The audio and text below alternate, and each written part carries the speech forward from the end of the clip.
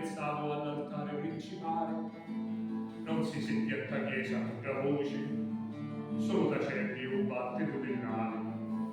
Trasivano dei nati in sciarotta, fermiamo avanti al re della navata, e ogni tanto al prima guarda sutta, una detta e puzzoletta indefecata. Chi già si sa chi porta fortuna, ma allora testa di così la zuppa, quando ogni banconote a una, o fame chi te ne noventi in coppa, cui invece è povero in canna, non piglia le escrementi di lacetti, non ci cade di luce una manna, te ride da una porta certamente. La la la la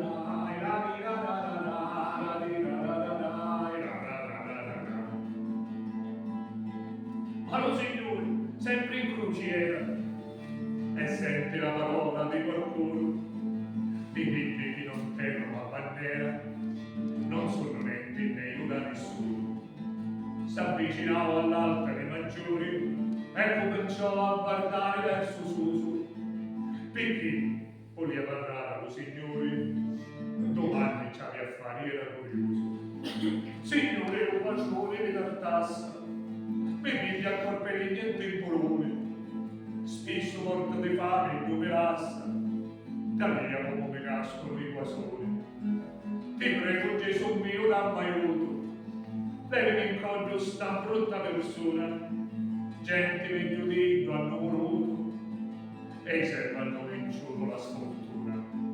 La la la la la la la la la la la la la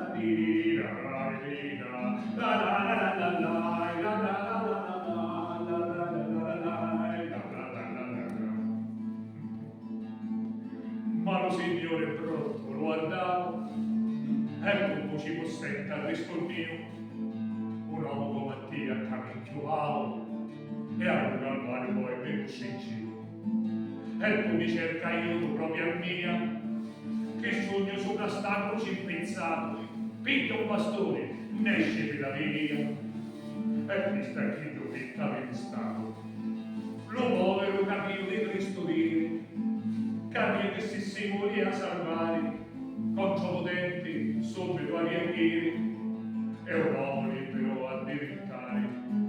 E così fece sia un buon coraggio, andava a bastonare un bacione,